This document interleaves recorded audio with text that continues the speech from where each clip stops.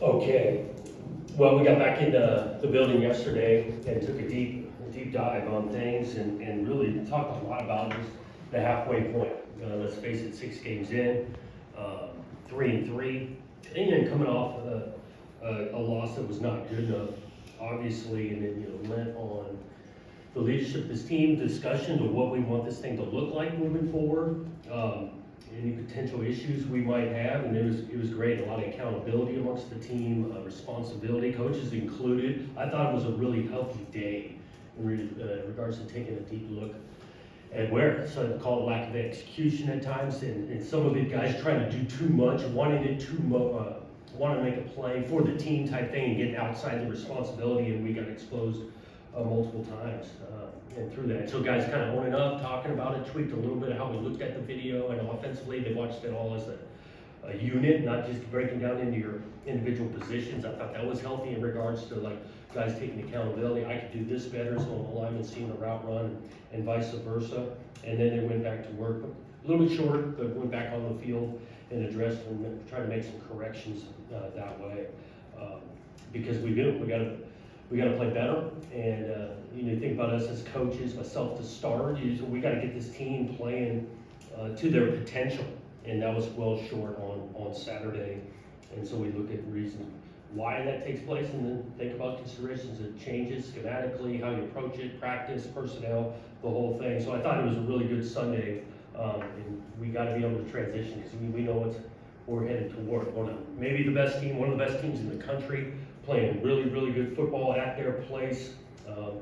That'll be a serious challenge that we got to get ourselves prepared for, and it's an opportunity to start the back half of our season on the road against a really good team to continue to find ways to do it better. Injury front, we had a few guys throughout the games, not a huge amount of updates here, but both were really all Aiden, Mike Messina's in, Dooley, all of them. We'll kind of see by the end of the week what those guys kind of look like. Optimistic, but we'll find out at the end of the week. Nikai Martinez, Ben Roberts, Jalen Thompson. Obviously, all 3 of those guys did not go on Saturday, but I'll always tell you if it's a longer term injury, and all 3 of those guys have the potential for this weekend, but we'll see by the end of the week.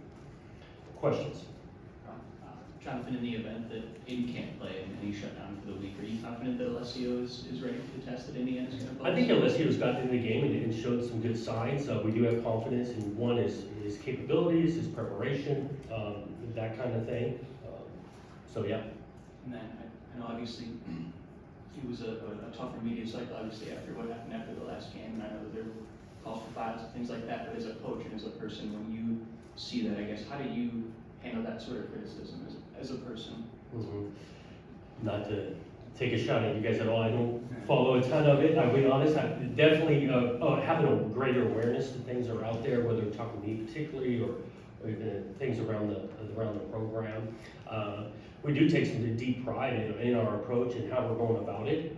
We want to be at a place, great energy, passion, compete at the highest level. And part of that, you want to do that, comes with the other side of things when it doesn't go right, so it's not a big surprise to me. I'll go back to the confidence and really steadfast and the people in that building that we got, that we can right the ship here. You talked after the game, and you alluded to this morning with your meetings yesterday about we're well aware the performance wasn't there. Are you confident the passion and fire was? Is that an issue at all in your mind? I do think that execution and energy are hand in hand, and so I do think there was some, like I mentioned earlier, there was a good amount of want to and almost too much to get myself out of my responsibility. To give you an example, like you can want it as much when you fly around. If you're supposed to be in the B gap and you're not in the B gap, that's not going to help our energy. It's another 15-yard game. We had some of that going on. Think about kickoff return. Kicker for them hanging up there pretty good. Well, I want to go make a play. So I'm going to return this thing. We got the thing done, the 12-yard line. So we had some of that go that did not help us. Some of the energy, because execution goes hand in hand. I will say, off of our first 2 road games in this conference, I did think there was a deep response in this team that did not show up on Saturday, and that was not good enough. Can you figure out why? Well, it leads to a little bit of execution, like I'm saying. It leads to the ability to stay within the scheme was a couple of things that stood out. Jonathan, following up on that, the body language at times Saturday was troubling. People remarked about that. And Jalen Berger after the game said Michigan State didn't want to play anymore. As a coach, how problematic is that? What do you do about it? I don't know if that's really accurate in regards to not wanting to play, especially just feeding off of the conversations we had yesterday in regards to leadership standing up, guys pointing some things out. Again, body language is tough in regards when it's going really sideways, especially think about late in that game, but we got to find a way to bounce back, create some energy by some execution, and that's why we talked a lot about the back half of the season, what we got in front of us. You talk about yesterday being a big day. What's the single biggest decision you face right now as a head coach? It's decisions. I think a lot of things are really, really important. And if it was just down to call it one person, if it was that simple, this one person that changed this and there that could solve everything, I don't think it's that simple or that's reality, right? It's about the left guard, it's about the quarterback, it's about our offensive staff, defensive staff, it's myself, a lot of things. I think it's really important to go back to this idea of staying together, finding ways to fix it, improve on it, and get it, the program, the players to be playing at their highest potential.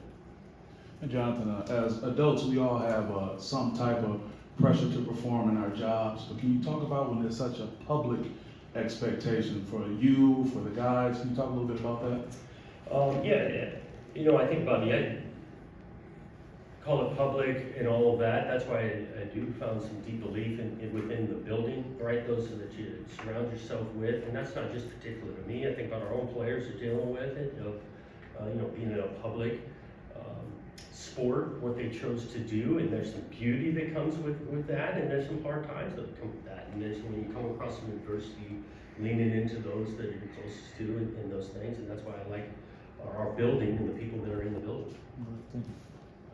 Jonathan, how much different is this landscape right now as far as the pressure? You talked about to win now, and you go back to when you got your first shot at Oregon State, it was what, year 4 before winning record? I mean, it feels like the clock is just sped up rapidly. Do you feel that change since you got into coaching, especially as a head coach?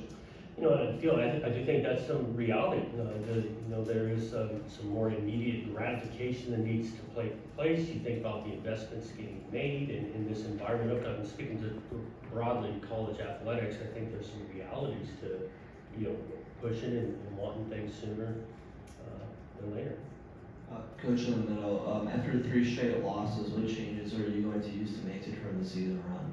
Well, I think it changes. You're always looking at schematically, right? Best positions and things and tendencies you put out on tape. So on the schematic side, I think we're adjusting, adapting each week, trying to, we're emphasize our strengths and minimize, not exposing weaknesses, those type of things. And it's easier said than done when, they got good coaches on the other side and good schemes and good players and all that. And I go back to finding ways so when these guys play to their potential, when they're going to play their potential is when they're playing with certainty. So removing some uncertainty, whether that's over schematics, things like that, similar down some things, whether all special teams, offense and defense. John, you mentioned about the meetings on Sunday, but when you guys watched back the film, particularly the points after the 4th down stop into the 4th quarter, where Berger had said he felt like you guys had quit. What did you see on that tape from your guys? Not necessarily just schematics, but kind of what Jack said. How did they look the way they played in that period of the game? Again, we watch every snap of they call it coach's copy, right? So we get a wide copy goes through tight. That looks very similar to a football game where guys were trying to do too much or not doing, they didn't know their responsibility. I think I mentioned it Saturday night. Some one-on-ones were lost. That really was outweighed, whether we're talking one-on-one in coverage, one-on-one on a 3 technique, that repeated, and then especially on run defense, did not fit some of the pull scheme very well, and that turned into large creases. And so those things, the lack of call and execution, being in the spot, winning the one-on-one, that showed up on the day. And Jonathan, there were 2 notable changes, I guess, in the coaching carousel. One of your future opponents, Penn State, moved on from James Franklin, and obviously Oregon State moved on from Trent Bray, someone you obviously worked with over there. What was your reaction to both of those pieces of news? similar, this landscape, where it's at, deep respect for both those two guys and things with this landscape, and each, you know, situations are different, but I know I got deep respect for both those guys. Yeah, Jonathan, if you've gone back through like what's with Aiden, a couple weeks ago, he looked like he was really ascending. And that has not looked the case. Have you been able to figure out and sort of gone through with him what's happened? How much of it is the offensive line protection, the loss of confidence, sort of where he is today? Obviously, he's banged up, but where he is today in terms of his confidence and from where he was several weeks ago and how that's transpired? Yeah, I think there's been a shot to his confidence, and he mentioned a little bit not just offensive line. I think about the 10 other guys playing at a high level. I think about it schematically too. Let's face it, the opponents and the environments, we have not, you know, stepped up to that. So yeah, whether it's confidence, but the last 2 weeks have looked different than call it the first three, 4 games. Our job to kind of get back to that place. So then again, you go back to like this idea of simplifying, again, schematically, offense and defense. Can we find ways to keep it simple so his talent can take over? Follow up on an earlier question. I know you don't live on the internet and on social media, but a lot of talk, as you can imagine, about your future, about the buyout. My question to you is it disappointing to you, less than 2 years in and 18 games into your tenure, that even exists? I wouldn't call it disappointment. I do feel like I live in some realities of things, and so when you go, you know, with a couple of tough losses, whatnot, you come in at homecoming, and you get beat like that. I think it comes with the territory, and that's what we've signed up for. Again, confident, steadfast in our approach, in the people in the building. And that's not like, oh, hey, I'm this stubborn, we're gonna dig our heels in, we're not gonna tweak anything. We can be strong but fluid, and thinking about adjustments and finding different ways to keep these guys getting to their potential. We talk about the sort of hard times, I guess, of a 3-game losing streak and how things feel right now. What is the sort of pitch for what things look like in the future, the quote-unquote good times that you would see in the future? What is that pitch? Well, it starts with the pitch of we're heading toward the back half of our season. Again, we're talking about 6 games in, we've got guaranteed 6 left. Halftime adjustments. We want to be a team that plays our best in the fourth quarter, being the best at the end of the year. And so we still got a lot in front of us. Are we disappointed? We got to clean some things up, 100%. We got to get better. All of that is there. We still got a lot of football left.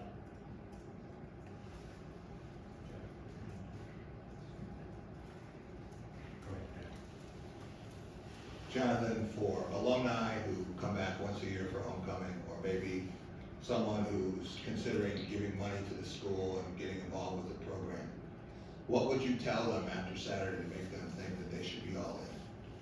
Well, I think you tell them that Saturday's not good enough, and we're very aware of it, call it the program side, that there are things to fix, and then again, we're going to continue to work to get better. I think being proud of the place and the atmosphere, and we are working to get this thing to a better spot, that's where our mindset is.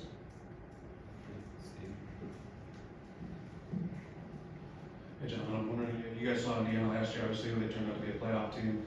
Where do you see the differences in the program in year 1 to year 2 for them, and specifically at quarterback too? What are you thinking about Mendoza? And you've seen some good ones. Where does he sort of fit into that? Yeah, he's playing at a really high level, quick release, good decision maker, willing to run the ball. I think on the offense, and they've got both schemes of either they can run it, they can throw it, physical up front, good receiver play, and that helps Mendoza.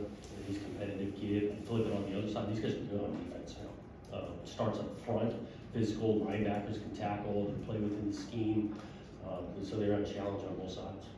You see some sort of big picture growth or differences just year 1 to year 2? I think schematically they got some similarities. I think they got some similarities in their attributes of how physical they are, and then the quarterback play with some balance on offense is similar to last year. And Jonathan, you mentioned that there were situations in which players on defense were trying to do too much of that out of the gap and so forth. When the players looked at themselves and went over tape, were there also situations in which players looked at themselves and maybe didn't see enough effort? Did that come up at all where they were self-critiquing, where guys could have done a little more? There ain't much of that. In regards to like, oh, he should have been running to the ball. We didn't have guys just shutting it down, anything like that. We had some guys that just cut guys loose. Hey, we're playing man coverage, and not covering our man. And we had some of that got called out pretty good. And then, you know, some of the basic stuff of trying to do too much, my eyes, they've thrown it to this guy a couple of times and we don't, you know, continue to do our responsibility covering the back end. Some of that got called out. You mentioned about the meeting on Sunday. I wondered about the emotion aspect of it. Like, were guys hurt, angry? What was their emotional response, both in the immediate aftermath of the game and then when they got there yesterday, to spin it forward to how they want to approach emotionally the final 6 games? Yeah, they've invested a lot into this thing, and so call it hurt, angry, but at the same time, we're about people around there, and so the approach again goes into that we gotta foster, that's the right word to use, you know, take that energy of disappointment, anger, frustration, get it communicated, but then we're gonna move forward, and how are we gonna do that? We're back to this back half of the season. Any questions?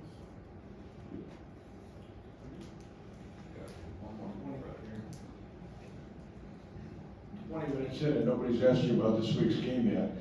What about Indiana, what they've done, and what do you make of what they've done with their program in a short time? Yeah, it's been impressive, you know, looking just at this season in regards to how competitive, 2 back-to-back road wins for them at tough places, complete in regards to offense can beat you, defense can beat you, they're challenging even on punt, you look at their pressure and punts, and so they've done a really nice job. They're one of the best teams in the country. Thanks, Coach. Thank you.